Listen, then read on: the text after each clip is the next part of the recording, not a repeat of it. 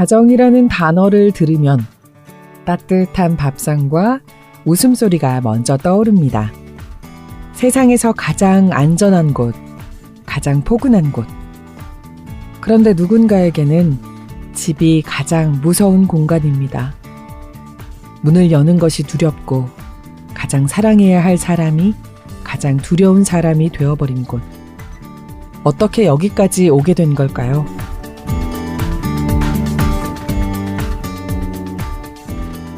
소망의 여인들 청취자 여러분, 안녕하세요. 하나님의 사랑과 예수 그리스도의 복음을 전하는 소망의 여인들입니다. 저는 전현주고요. 오늘도 한아름 자매님이 함께 하십니다. 안녕하세요. 안녕하세요. 반갑습니다. 한아름입니다. 오늘도 이 시간을 통해 잠시 하루의 짐을 내려놓고 숨을 걸으실 수 있기를 바랍니다. 아멘. 자매님, 오늘 나눌 주제가 조금 무겁고 조심스럽기도 한데요. 네. 그래도 꼭 한 번은 짚어봐야 할 주제라고 생각해서 용기를 내봤습니다. 조심스럽다고 하시니 벌써 마음의 준비를 해야 할 것 같아요. 어떤 주제인가요? 오늘 주제는 가정폭력입니다. 가정폭력이라고 하면 뭔가 아주 특별한 집안의 이야기, 또 나와는 상관없는 이야기처럼 느껴지실 수도 있겠는데요. 네. 사실은 우리 주변에 정말 많이 있는 일입니다. 네. 통계적으로 여성 3명 중 1명이 평생 한 번 이상 가정폭력을 경험한다고 해요. 3명 중 1명이요? 네. 정말 놀라운 수치네요. 그런데 이렇게 많은 분들이 계시는데 왜 우리는 잘 모르는 걸까요? 그게 바로 가정폭력의 특성입니다. 대부분이 집이라는 이 닫힌 공간 안에서 일어나거든요. 네. 피해자들은 내 일이 알려지면 어떡하지? 아이들에게 피해가 가면 어떡하지? 내가 이걸 말하면 더 심해지면 어떡하지? 네. 이런 두려움들이 입을 막는 거죠. 말하기가 더 무서운 상황인 거군요. 네. 그리고 많은 분들이 가정폭력 하면은 이 신체적으로 맞는 것만 생각하시는데요. 사실 범위가 훨씬 넓습니다. 감정적 학대, 정신적 통제, 경제적 고립, 그리고 언어 폭력까지 모두 포함이 됩니다. 언어 폭력이 구체적으로 어떤 건가요? 넌 아무것도 못하잖아. 너 같은 여자가 어딜 가겠어. 네가 나를 화나게 만드니까 이러는 거야. 이런 말들이요. 네. 또 경제적 고립이라는 것도 있는데요. 전혀 돈을 주지 않는다거나 결혼을 했는데 네.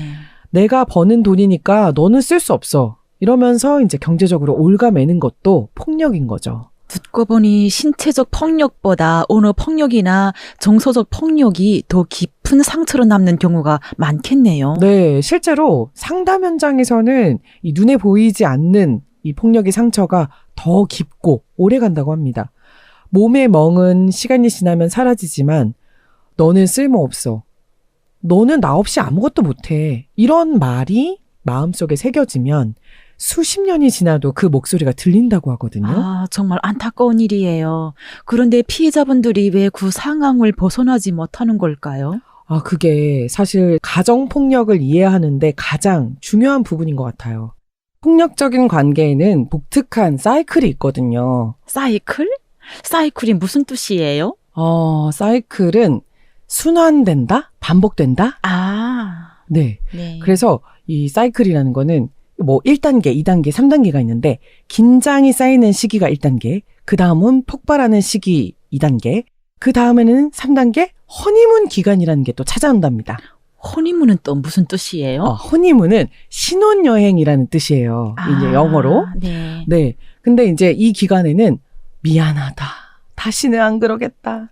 막 그러면서 꽃다발도 사오고 눈물도 흘리고 막 신혼 기간 때처럼 네. 다시 이제 다정하게 대한다고 해서 허니문 기간인 건데 피해자는 그 사람의 좋은 면을 또 원래 알고 있잖아요. 네. 그러니까 그 사람을 사랑하기 때문에 그 기간에 다시 희망을 품게 되는 거죠. 그리고 또 그 사이클이 반복되는 거군요. 네, 이번에는 진짜 달라지겠지. 이런 희망이 매번 꺾이는 거죠. 네. 거기에 경제적인 문제도 있고요. 아이가 있는 경우에는 더욱 떠나기가 힘들겠죠. 내가 나가면 아이들은 어떻게 되는 걸까? 경제적으로 혼자 살아갈 수는 있을까? 이 사실이 알려지면 아이들이 상처받지 않을까, 여러 가지 복합적인 이유들 때문에 왜 떠나지 않아? 라는 그 질문은 사실 쉽게 하면 안 될 질문인 것 같기도 합니다. 그래요. 그러면 어떤 말이 덤이 될까요? 그 상황에서도 버텨온 당신은 정말 강한 사람이다? 네. 어떤 선택을 해도 나는 네 편이야. 이런 말들이 오히려 도움이 되지 않을까요? 네. 피해자에게 어떤 해결책을 제시하는 것보다는 그 사람의 편이 먼저 되어주는 것이 필요할 것 같습니다. 그들을 판단하지 않고 그저 내가 여기 있으니까 언제든지 필요할 때 얘기해 주세요. 이렇게 말해주는 것만으로도 충분하다고 전문가들도 말하고요. 판단하지 않고 곁에 있어주는 것만으로도 큰 힘이 되는 거군요. 네. 그리고 가정폭력이 피해자 본인뿐만 아니라 그 환경 속에 있는 아이들에게도 깊은 상처를 남긴다는 거 말씀을 드렸잖아요. 폭력을 직접 당하지 않아도 그 장면을 목격하거나 늘 이렇게 긴장된 분위기 속에서 자라는 아이들은 정서적으로 큰 영향을 받게 된대요. 아이들도 함께 피해자인 거네요. 맞습니다. 그래서 내가 참으면 아이들이 덜 상처받을 거야. 이렇게 생각하시는 분들이 계신데 사실은 이런 상황에서는 반대래요. 오히려 도움을 받고 안전한 환경을 만드는 게 아이들에게 줄 수 있는 가장 큰 선물이라고 합니다. 그렇네요. 아이들을 위해서라도 용기를 내서 도움을 구하는 게 좋겠어요. 그렇습니다. 지금 이 방송을 듣고 계신 분 중에 가정폭력 상황에 계신 분이 있다면 이것만큼은 꼭 기억하셨으면 좋겠습니다. 그건 절대로 당신의 잘못이 아닙니다. 당신이 모자라서 부족해서 생기는 일이 아닙니다. 폭력은 어떤 이유로도 정당화될 수 없습니다. 도움을 받을 자격이 당신에게 충분히 있습니다. 그 말씀이 정말 중요한 것 같아요. 많은 피해자분들이 스스로를 탓하거든요. 내가 말을 잘못해서 내가 더 잘했더라면 이런 생각을 하거든요. 네. 절대 그렇지 않은데. 그러니까요. 절대 그렇지 않죠. 네. 네, 잠시 노래 한 곡 듣고 와서 이야기 이어가겠습니다. 텐트메이커의 예수 나의 좋은 치료자.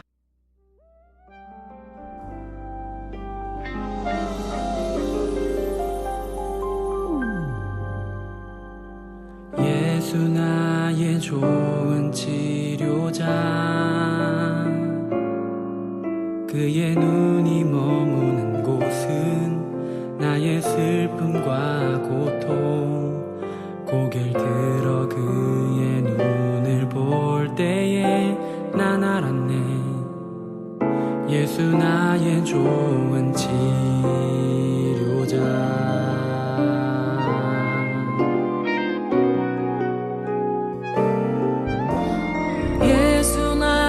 좋은 치료자 그의 손길이 닿는 곳은 나의 상처와 아픔 영원히 흐를 것 같았던 눈물 다 멎었네 예수 나의 치료자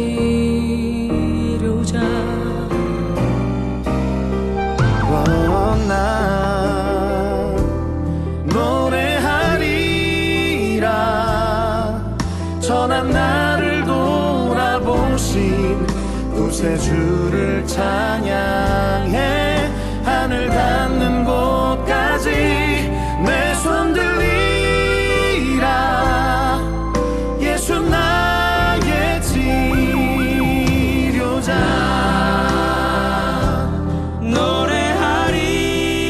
노래하리라 선한 나를 돌아보신 구세주를 찬양해 하늘 닿는 곳까지 내 손 들리라 예수 나의 치료자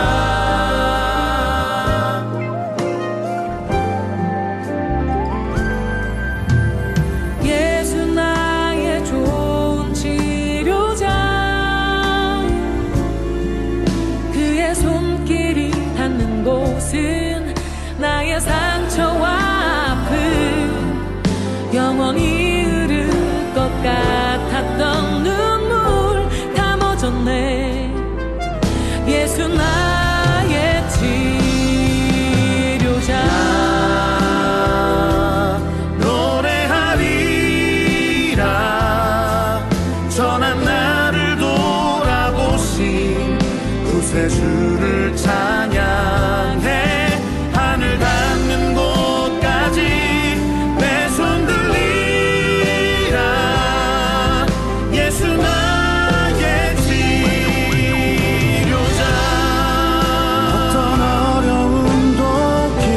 절망도 수많은 괴로움과 슬픔도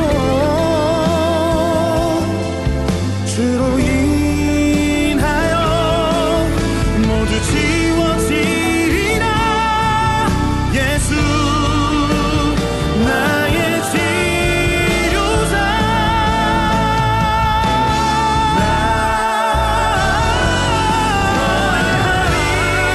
노래하리라. 전한 나를 돌아보신 구세주를 찬양해. 하늘 닿는 곳까지 내 손 들리라. 예수 나의 치료자. 여러분은 지금 소망의 여인들을 듣고 계십니다. 네, 앞서 가정폭력의 현실과 또 피해자들의 이야기를 나눴는데요. 이제는 성경 말씀 안에서 이 주제를 함께 바라보려고 합니다. 오랜 세월 동안 상처받고 억압받은 여인들을 하나님은 어떻게 생각하시는지 우리 함께 살펴볼까요? 좋아요. 그런데 그 전에 먼저 한 가지 짚고 싶은 게 있어요. 신앙을 가진 분들 중에 아내는 남편에게 복종해야 한다는 말씀 때문에 폭력을 참아야 한다고 생각하시는 분들이 있거든요.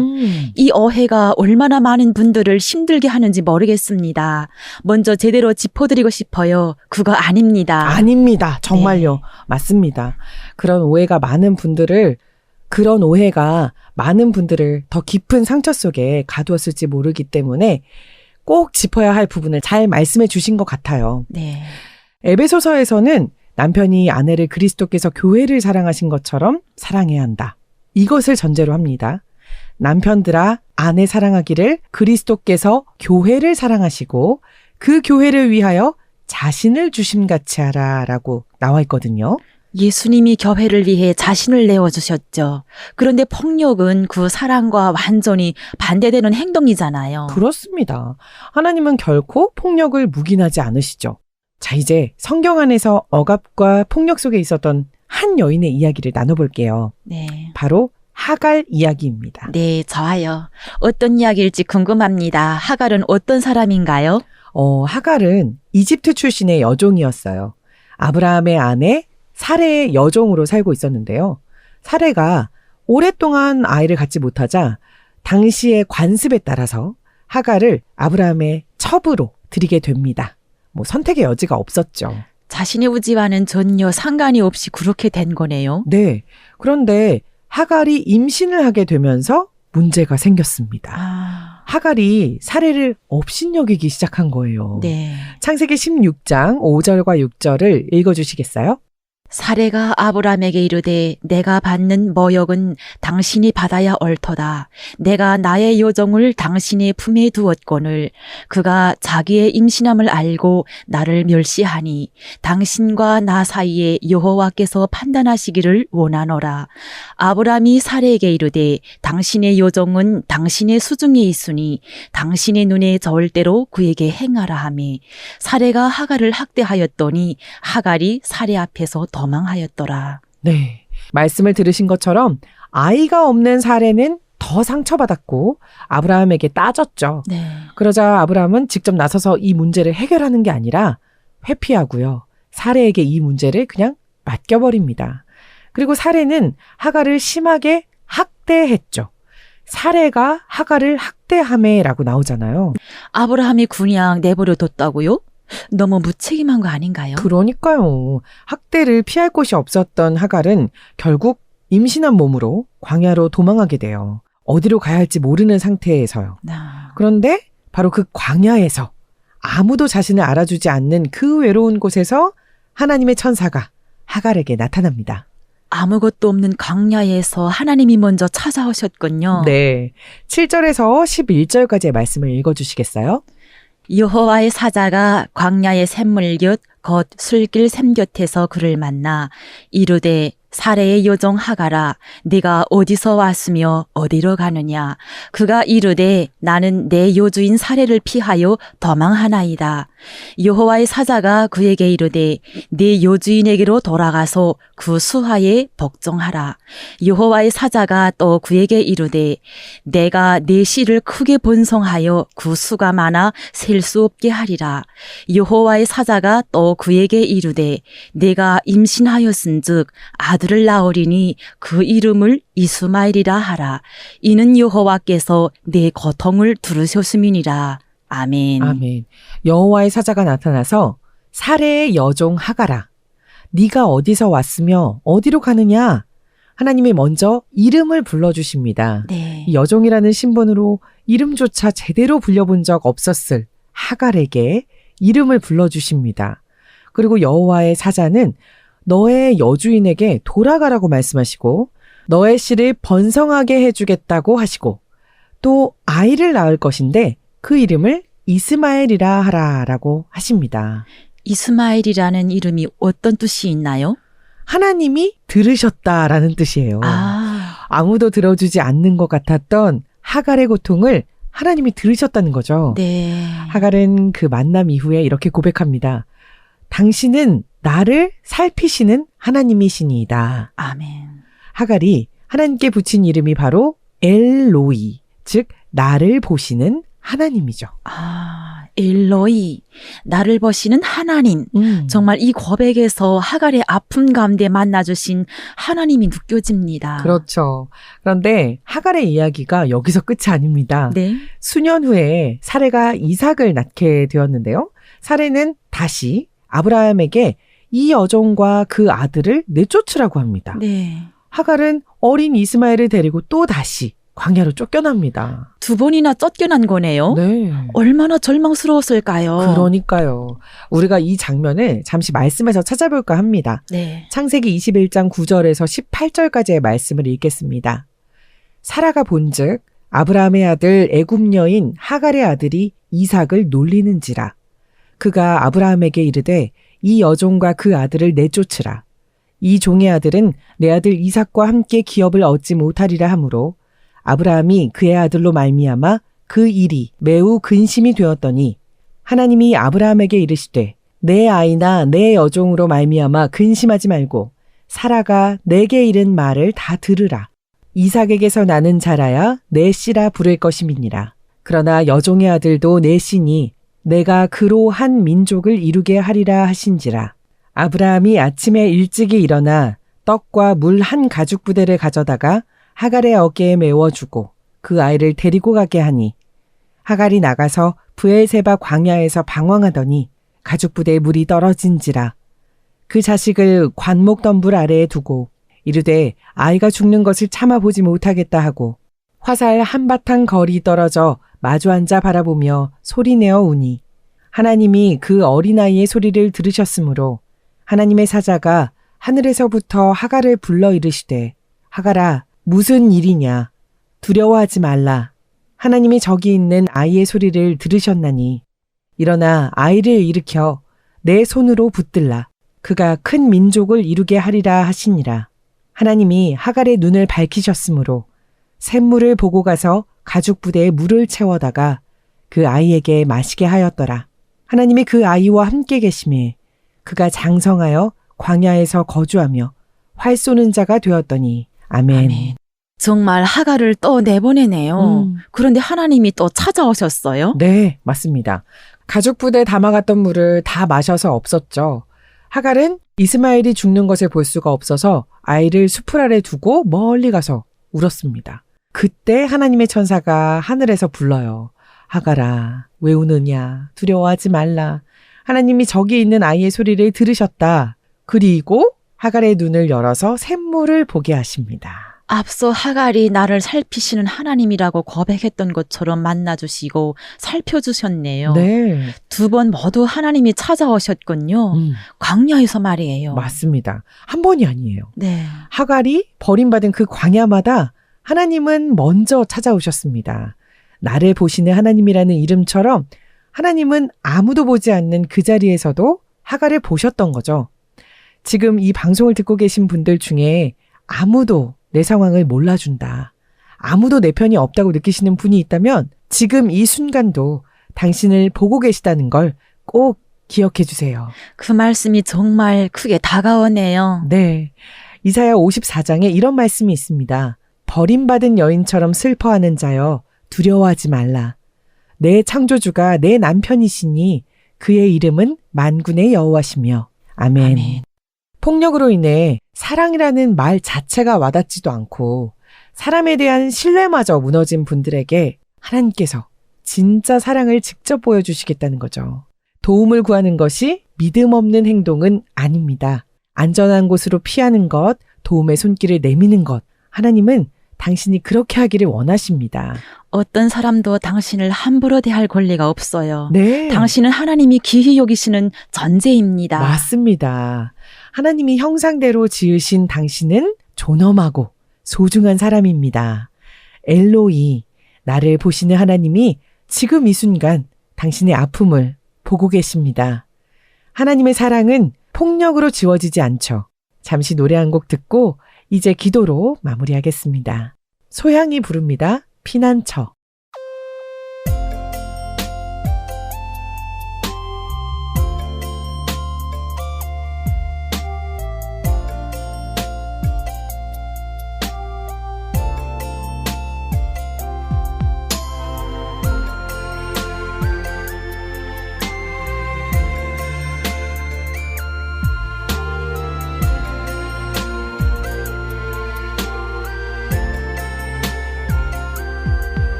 주님 나의 구원 유일한 나의 소망 나를 건지소서 이 사망의 골짜기에서 내 마음 두려워 떨며 내 영혼의 빛 희미하니 땅끝에서부터 외치는 내 기도 들으소서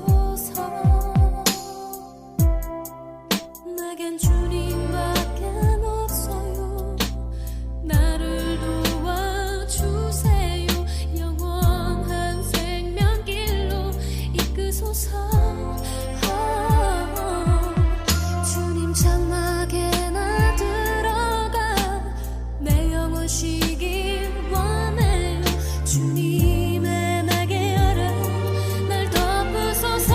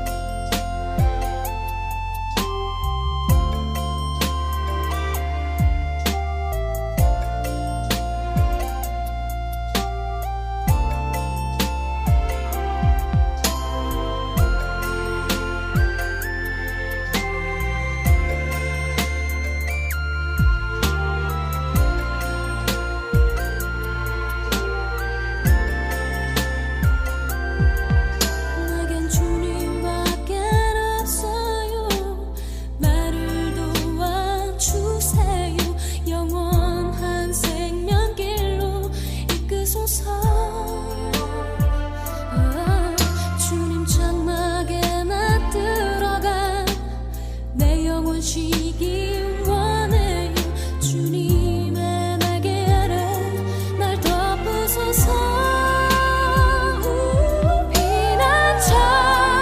주님은 내 영혼의 피난처 나를 구원하소서 이 절망과 두려움에서 영원히 내 영혼 주님 안에 거하며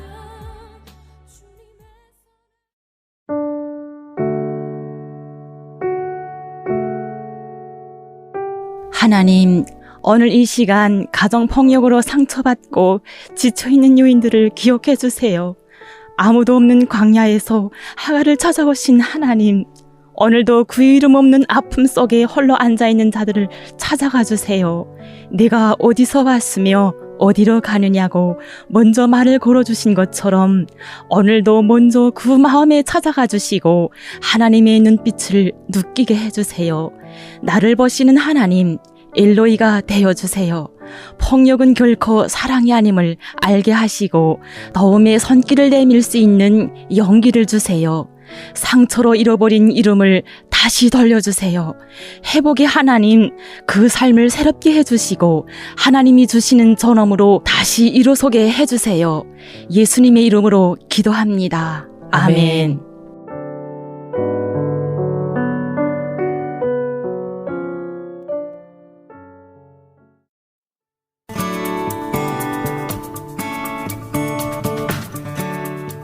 네, 오늘 우리가 나눈 이야기가 지금 이 방송을 듣고 계신 모든 분들께 하나님의 사랑이 닿는 시간이 되었길 바랍니다. 당신은 혼자가 아닙니다. 하나님이 함께 하십니다. 하나님은 당신을 포기하지 않으십니다. 어떤 상황 속에서도 하나님의 사랑은 변하지 않습니다. 아멘. 지금까지 소망의 여인들이었습니다. 하나님의 평안이 여러분 모두와 함께 하시길 바라며 저희는 여기서 인사드리겠습니다. 안녕히 계세요.